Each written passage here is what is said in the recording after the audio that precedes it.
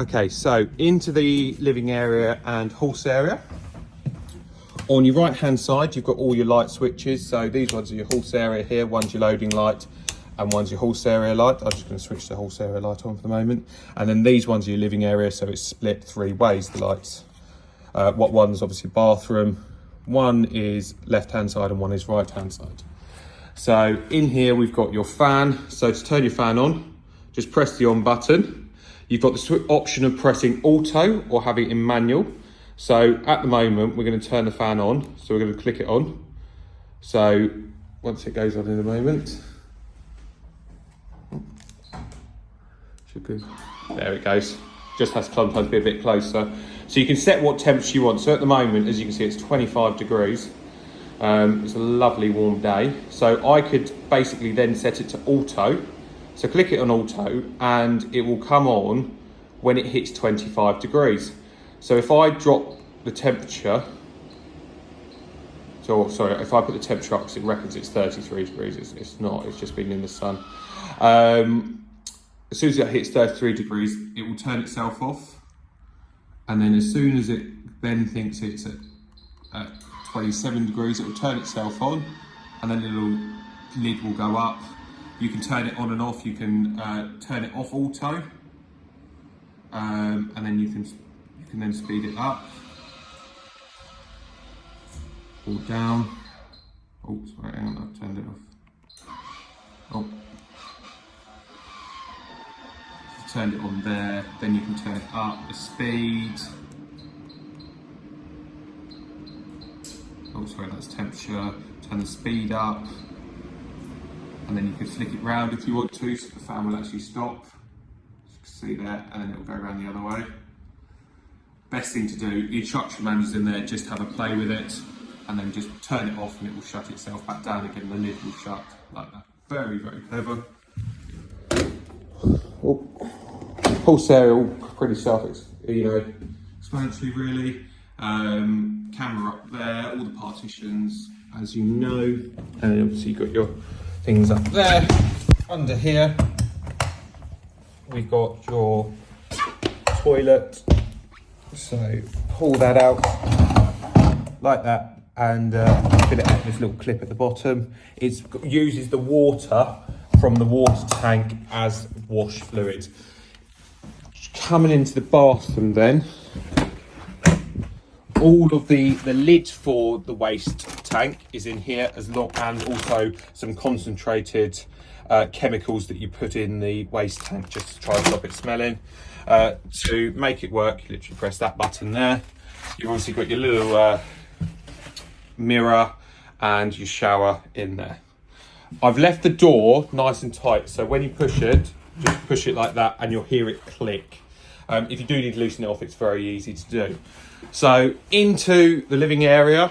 So this here is where your bolts are, tucked right down there, as you can see. You just have to move the mattress, and there's two 19 mil bolts. Up here you've got your skylight. With your skylight, twist it and push it like that.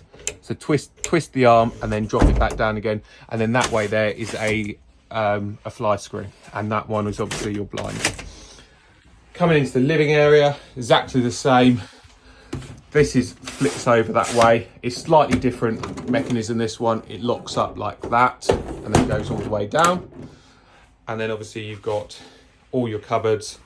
So all of these are all been tested, working. So we've got your gas hob here. Obviously just works like a normal one. We haven't got any gas on it at the moment. Click that and that will light it. And then obviously all the buttons there, and it is an oven and grill. Up here you've got a USB and obviously your plug sockets. Just double check your plug sockets before you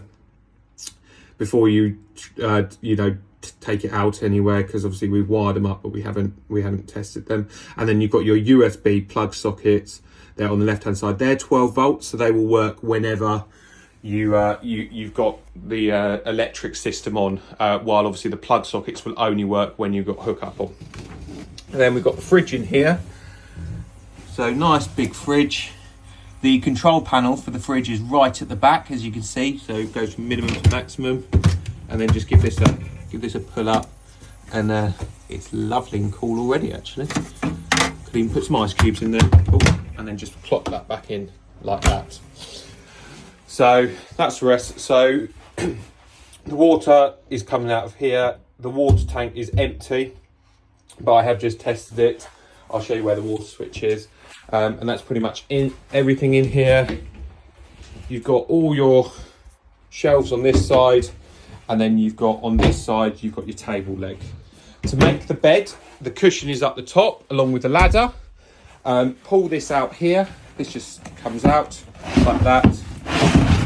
And then your mattress just pops straight on top of that. So really super easy.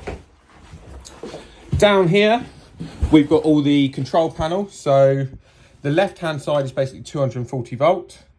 And the right-hand side is all your fuses. As you can see, they're all named, so they're really simple to do. Then you've got the option here, you've got battery charger on and off. That's when you're 240 volt.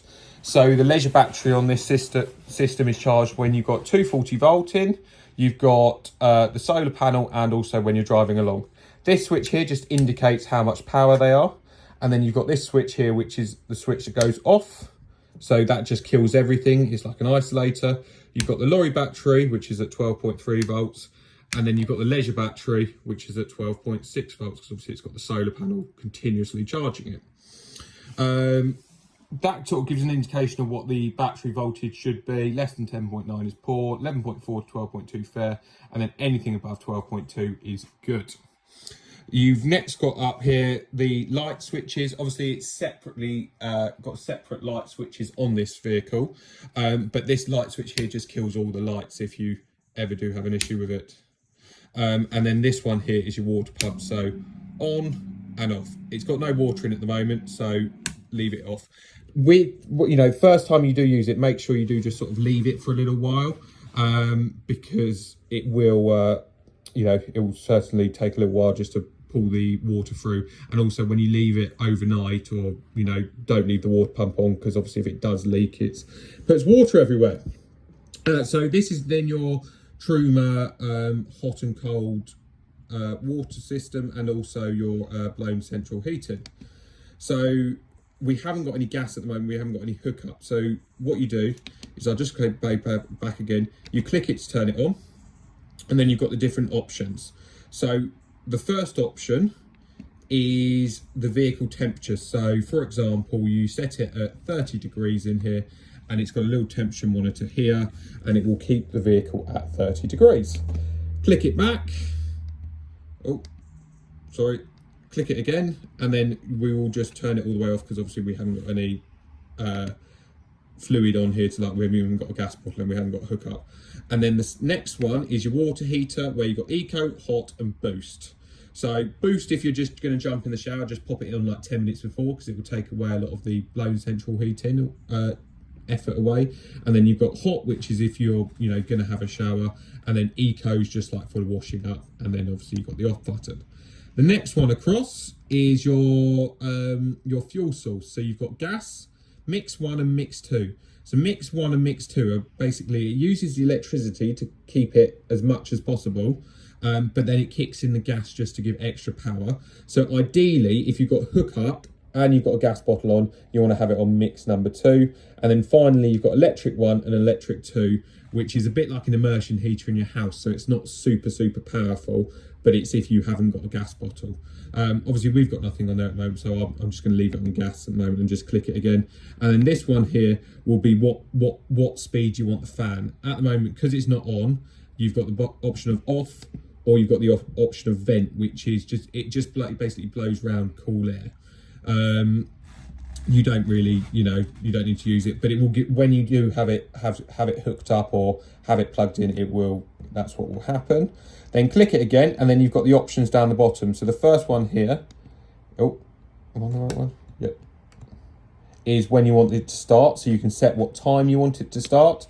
And the next one here is what what the time is. So just set it to what sort of time. I'm not going to worry about doing that now, because obviously it's going to be on a boat. So no point. And then finally, it's what sort of, you know, you can change the language and everything else, and it's got all the controls. For example, if we turn the heating on to 30, click it and leave it, in a moment it will come up with a fault code. It will be like W510, probably something like that. That basically shows that there is an issue with the water heater, or the blown heating, the Truma unit. So just look at the instruction manual, find out what the issue is, and then basically reset it, which we're going to do in a moment. So in a moment it's going to come up with a fault code, because I've tried turning the heating on to 30 degrees and it's going to realise that it's got no gas or any hookup or anything. Actually, if I do it quicker, I can actually set it to, if I turn this one here, I'll turn it to electric 2, and it's going to basically come up with a fault code in a moment, because it's going to, there you go. So it says W407H. Look in the instruction book and it will come up. What you do is you find out what the issue is. So for here, you turn this all the way off like that. Turn this one, just turn it to gas, for example, and then click on this, on the triangle. Oh, there you go, it goes off. It's that super simple. So yeah, that's pretty much everything in there. If you've got any questions, obviously just ask us.